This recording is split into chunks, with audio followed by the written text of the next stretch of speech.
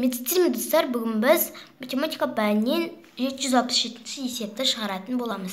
Мен бұл жерде тек 7, 8, 9-сын шығарып көрсеттім.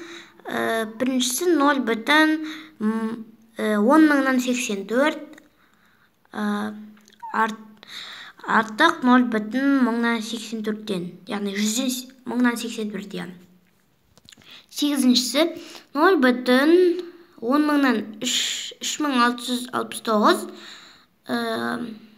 артық 0,103619. Бұл жерде біздің 6 мен 1 санына қараймыз бұл жерде. Ал жетіншісінде біз қараған санымыз 0 мен мына жердегі үтірден кейінгі 0 саны. 9-шісі 40,10,3702. Ол кем 41,137-ден.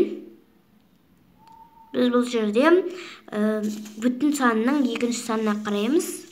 Сонда бізде 41,137 болады. Егер насал лайк басып, каналға тіркелуді ұмытпаңыздар. Сау болыңыздар.